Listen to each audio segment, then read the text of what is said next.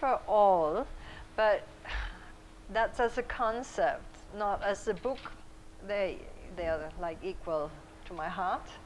But since for me everything is a place where, as a human being, you're connected with your environment, you're in harmony, there's peace, there's just a feeling that everything is the way it should be. That's a good place to be. That's how we should live in a way. And nothing is, for me, a scary, a dark place where you are not connected with anything, where there's no meaning felt.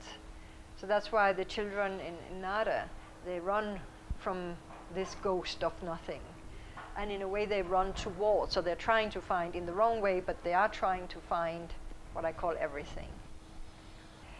It's comes quite naturally that generally I'm preoccupied with something that I don't understand in society or how people behave, and then at some point the voice comes and I know, okay, now I have a way to approach this, and then it's a story.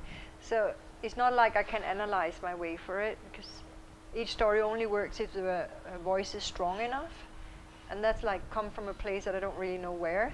This what I call also the lake of everything, and that's like the source of it.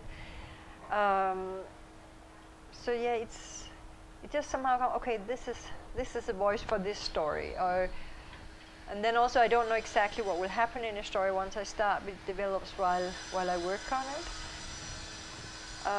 So it's just each story is its own, even when I kind of know what or the kind of theme that I want to work with.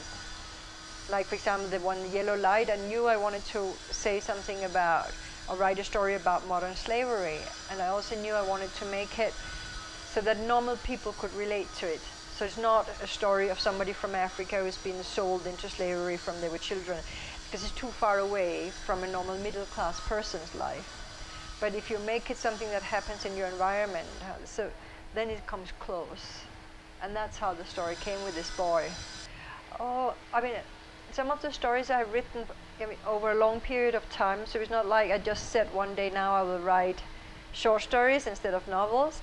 It's just certain themes or certain stories. They are not huge enough for a whole novel, or at least the way I want to tell it.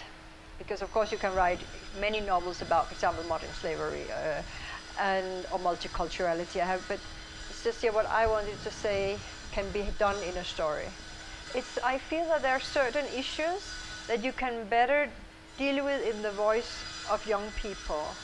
And often it's a big existential questions, because though we don't have answers to them, but still they're quite simple. The meaning of life, why are we here, where does the sky end? Even children ask these questions, what happens when we die? And the same with certain other issues. I find that if you take a young person's voice, you can go much more directly to the problem, and thereby make the story more interesting, even also for adults.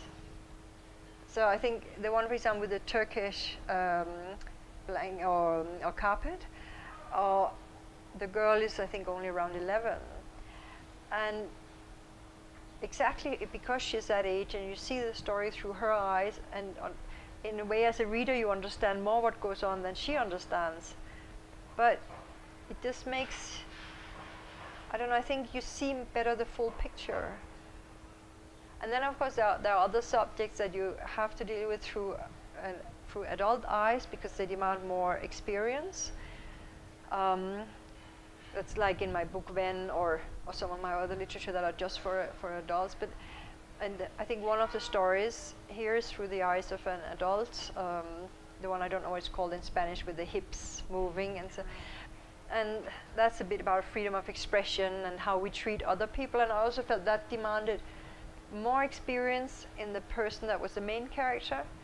But as readers, you don't necessarily need to have that experience. Yes, I think there are many levels in that. For one, I think to write good fiction, you have to let your fiction be more important than your real life when you write it. And if you think that through, it's a really crazy thing to do. We have only one life, and why sit and write about life if you could go out and live it? And the other is, in a way, to invent stories is a very crazy thing. Instead of being in real life. So there's a level of abstraction from reality in it that's a little bit crazy also. And then also, in general, to accept the lifestyle.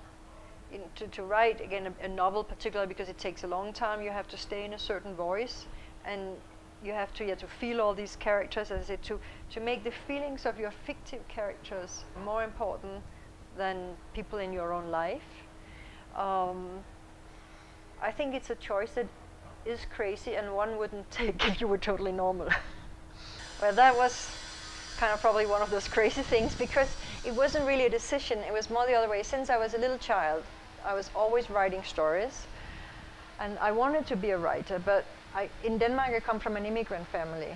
My mother came with the Red Cross to Denmark as a child when she was 12 years old, just after the Second World War. And on my father's side, his father had been a German soldier in the First World War, and after the war didn't want to be German anymore and walked to Denmark. So for my family, as typical immigrants, they wanted us children to have educations and do something we could make a living on. An artist is not what is considered something you do. And then also I was interested in the world, so I studied macroeconomics. But all the time I was always writing stories. And I published my first short story in a newspaper in Denmark when I was 14. And I think I started my first novel when I was 12. I didn't get so far, but and I have many manuscripts in my drawers that nobody shall ever see. But it was just, I just always knew this I would do. So I was writing at night while I was studying, because I also had jobs next to it. And in my first jobs for United Nations and European Union, I would write in the night. And then it was finally, when I was 30, I had paid out my debts from studying, and I had saved up some money. So it was like I was ready to say, okay, it's now or never. And then I left everything to write. But in that sense, it was more like, it was not a decision suddenly to, now I want to leave to write. It was more that I went a very roundabout way to get to the writing.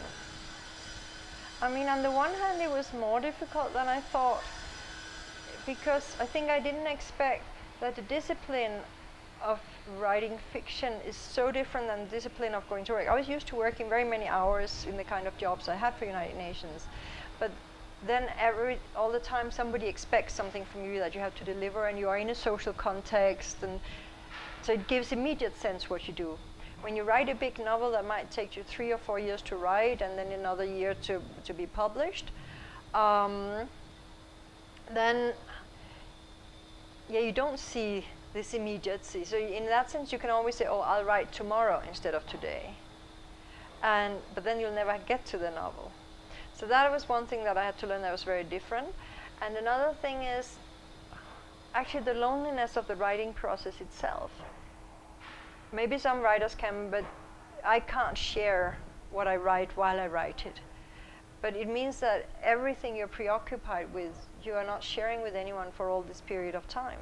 Only in a way you share it with others when you're no longer so preoccupied with it, because you're working on another book when that last book gets published. So some of all these processes were a surprise to me. But the basic thing of writing I still love as much as I always did. And I've also had to learn to talk to readers about the writing.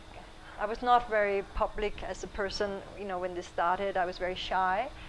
So it took me a while to learn to just say, hey, take it in the way that people basically just want you to be honest about your books, and they're interested in it. So it's actually nice. But in the beginning, I was just so shy about it.